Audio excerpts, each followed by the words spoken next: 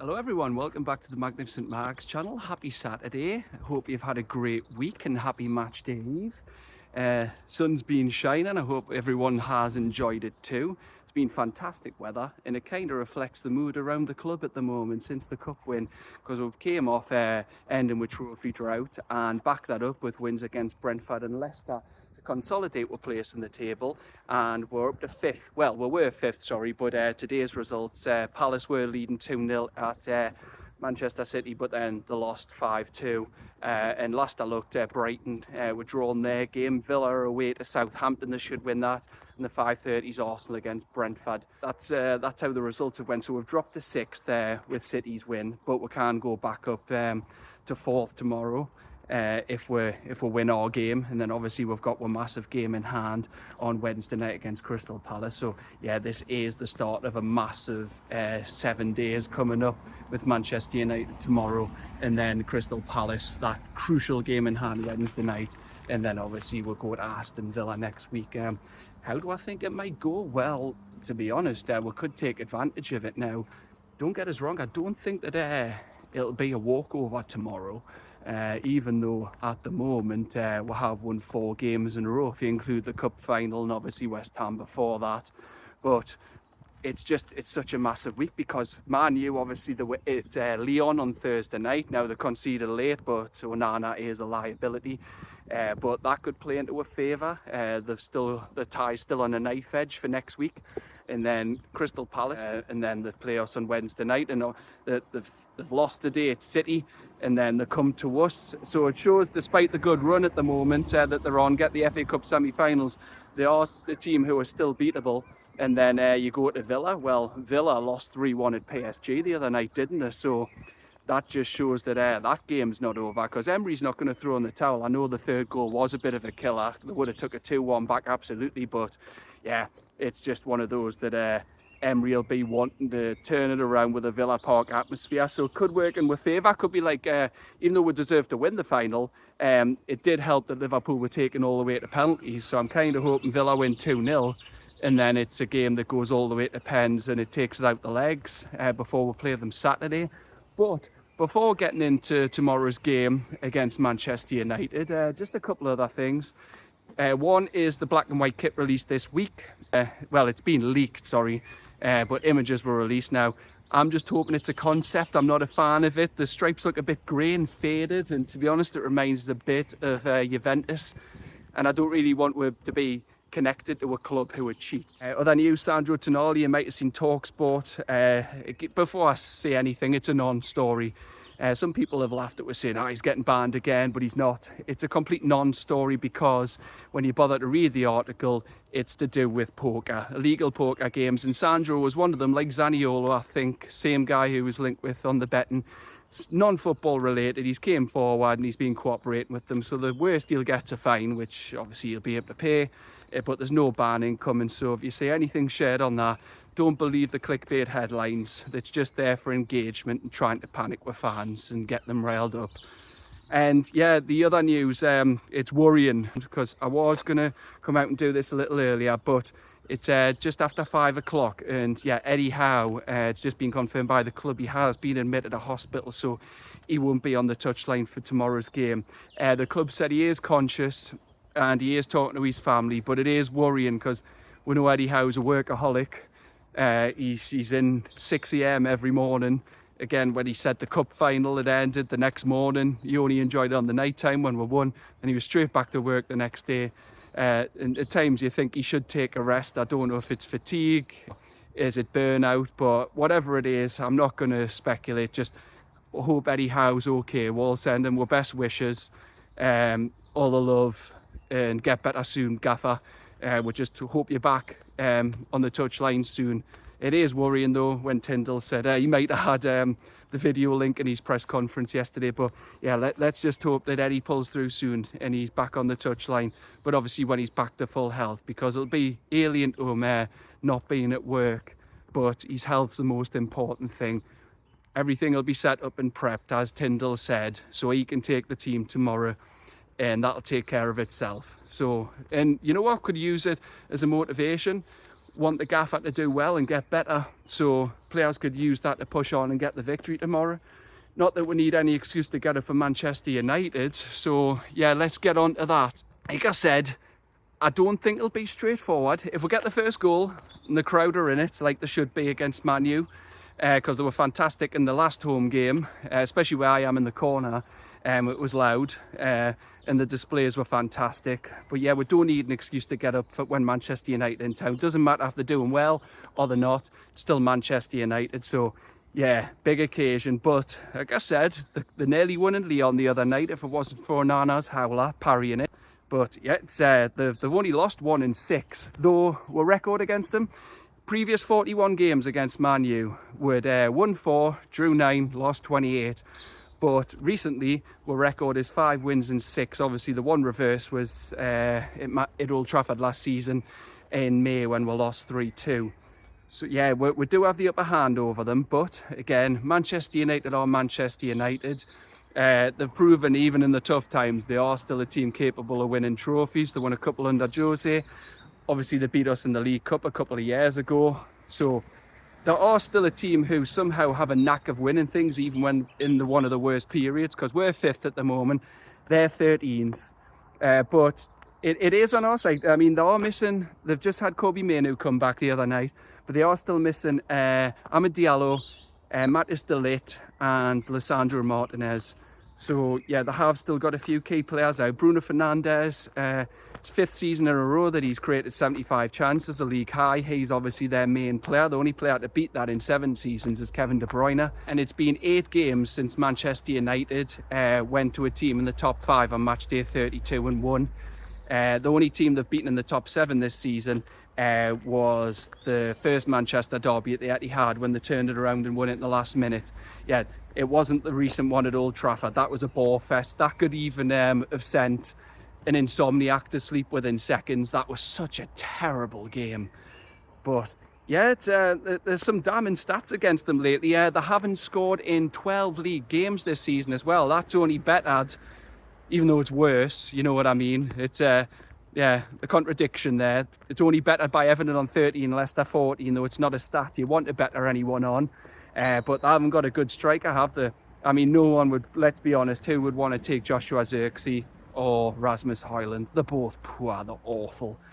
And yeah, they're just wasting a lot of money at the moment. And obviously there's a lot of discontent, rumblings and disharmony there with all Ratcliffe's cuts, the debts that the club have. Though you can guarantee PSR, they'll still be able to spend next season. But yeah, it's not a happy club at the moment, and it's one that we'll have to beat. And you want to hear some of these other stats too. The last lost 3 league games in a row at St James's Park between 1969 and 1970. So that's a new record that we could match tomorrow, sorry, but we haven't done it obviously in nearly 55 years. So it's one that I hope we do tomorrow. And looking, the last time we've done a league double, well, that's been 94 years. Last time we've done that was the 1930-1931 season. So I'm hoping that's another record that we can set straight. And we do have 4 wins and 5 against them, as I've said. And Newcastle have won 5 of their last 6 home games against teams in the bottom half of the table. So it does look good for them. One stat, which I couldn't believe, is our last 8 wins against them have all been clean sheets for us. The last time we beat them and conceded was that 4-3 classic under Sir Bobby Robson in 2001. That's the one where Keane got sent off at the end for chucking the ball at Shearer and then trying to take a swing for him. That was a laugh, wasn't it?